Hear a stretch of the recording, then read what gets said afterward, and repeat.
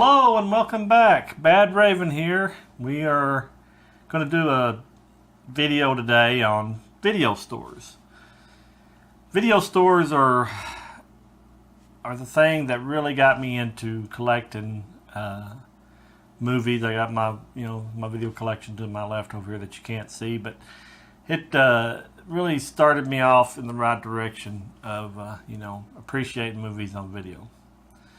Me and my son likes to hear me talk about my experiences in the 80s of the video stores. He likes to hear my little stories, so I thought I might put them all on video here for him. He could always hear them, and anybody else that wants to hear them can. We didn't really have a video store in the early 80s around here in Kentucky. We live in the southeastern part of Kentucky, and it was just never caught on until later in the 80s.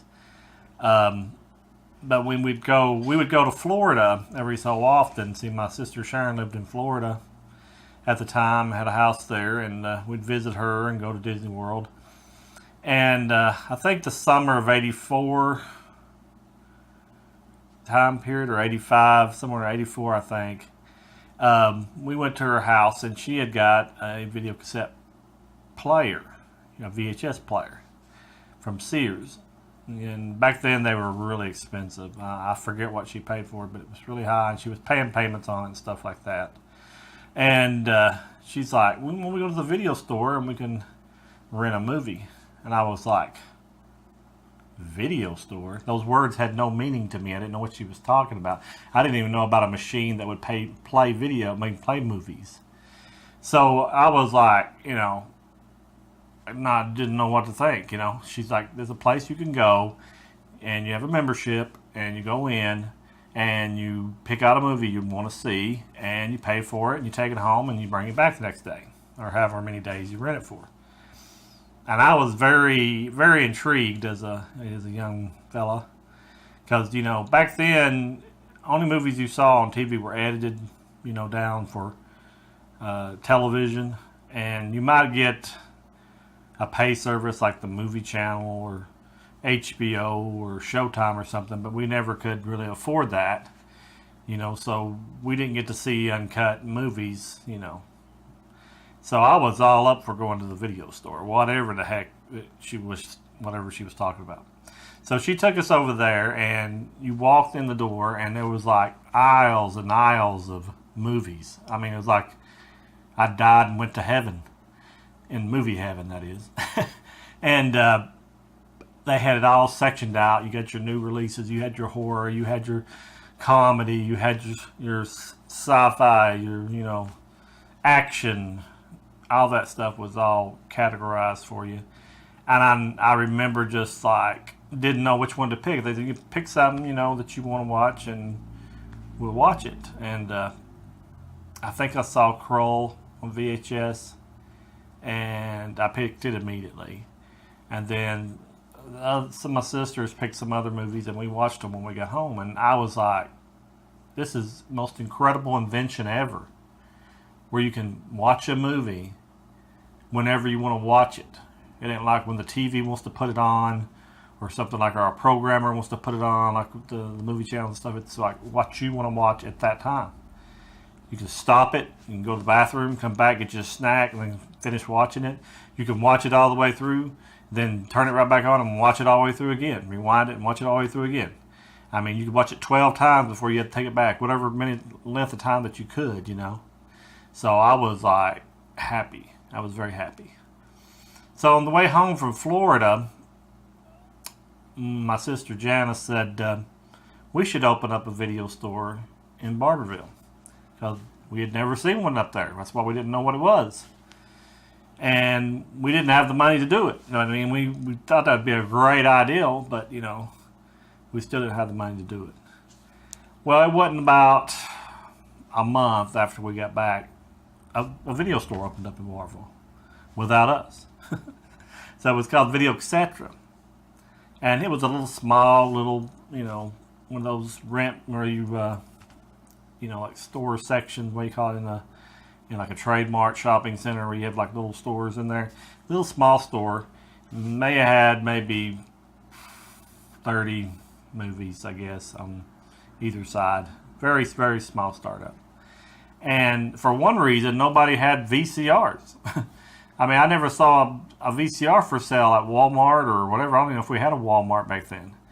It was probably these little other stores that we had, like a TGMY or a Kmart or something like that. We didn't have a Walmart. So there wasn't really any place to buy one. And so the video store had to rent VHS machines out to people. You rented the VHS machine and the movie and kept them all, you know, maybe you might rent them for a weekend or something. That and 4 or 5 movies, and then the actual VHS machine looked like a suitcase. And you would take it home and play your movies on it. And that started out that way, you know. And then as people caught on to what it was, I mean, it was like gangbusters. It like grew and grew and grew, and they had to go to a bigger store, and they had more videos, and they started letting you reserve movies, you know, like a new release, because they only had so many copies. Because you go on a Friday night, the new release would be gone, way gone, you know. You had to find something else to watch, and that's where I found a lot of gems by looking at the other movies and the stuff, because it wasn't the main movie that we wanted to watch wasn't there. So I found a lot of movies that I liked that were considered, you know, not the main titles. But as the time went on and the video store grew, I had a summer job where I worked for the school. During the summer break, we got on like a JTPA program, and we got to make money. And my mom let me work there, you know, through the school, and they paid us. And I put my money back to buy a VCR, because then they started carrying them in stores, you know, where you could actually buy them. But they were still high. I think the one I ended up buying after I saved up all my money working all summer was like $340, and it was an Emerson VCR. And I went and bought it. It seemed like it was at the Middlesboro Walmart at the time. I remember like being the only one in that price range that I could afford. And I think it might have been a display model, because they were sold out. But I took it home, and I was like, oh, all right, now I won't have to rent the VCR with it. I can just rent my movie, go out, watch it, bring it back. And I have to bring back a big bulky VCR too. And I was like, thought I was rich. But it was just like an experience, you know, I can't explain, because you can't go back. And look, because VHS was such great quality to us, because we had cable, but our cable, some of our channels were snowy, and you never really got a perfect picture like you did with a VHS. I know it's odd for somebody to say that VHS was a very good picture quality. But back then, it was great. Believe me, compared to some of the channels that we had on our TV, I mean, it was just as plain as can be. Now, nowadays, I look at it and I think, I don't know what I was looking at back then, but I guess once your eyes are used to a certain bad quality, even a upgrade of a little bit is helpful. But that was the best experience. I mean, me and my son, he doesn't really I've shown him there's like maybe one video store in Corbin now. It's been getting smaller and smaller, and I kind of showed him that we went in there one time. I showed him what it was like. But, you know, now they got these little red box machines that, you know, just go up there and press a button, slip your card through. And it's not the same. And, you know, I admit that over the years I had quit going to the big video stores anyway, because most of the time you bought your movies. When movies finally got to where they were cheap enough to buy, it was like unbelievable. I told him, like, I think it was Top Gun. It was like the first movie that was you could buy at a store, and it was like $39.99 or something like that. And we thought that was cheap, you know. I don't know if we bought that one, but I mean, it was like the first coming of all the different movies that were for sale. About the only way you could buy a VHS movie would be like when they got done getting old on the new releases and they wanted to get rid of some copies, you'd buy a used copy of one. That was about the only way. But then they started carrying, you know, them at stores after the Top Gun days, and you was able to buy them that way. But that was my experience as, you know, it's coming, you know, as the VHS revolution came along, you know, and I didn't even go through the beta stage. There was no beta players. I think they might have been some beta movies for rent at one time when the video store first opened.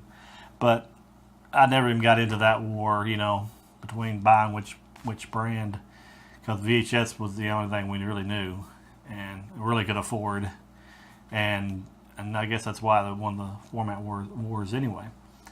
But I just figured I would tell you my experience. Like I said, my son really enjoys listening to me talk about that. I mean, let me tell this last story, and then I'll wrap up the video. We would like go around and rent a bunch of movies. Like if we knew a snowstorm was coming, and everybody would say, "Well, let's go rent a bunch of movies and get snowed in."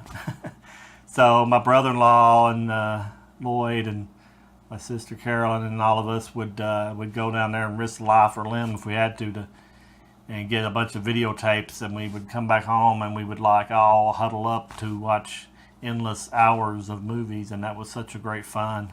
You almost look forward to being snowed in, and it was just a time that I look back on and cherish, because it'll never be that way again. I don't think there'll ever be a time where you can enjoy being around the people you care about and watching videos together and having that experience. It's hard to do that now. And I mean, I know you can still get videos together in a snowstorm and do that, sort of, but that was like a time period that'll never come again. I mean, and I really miss those days. As you get older, you get more nostalgic, and you miss those days a lot.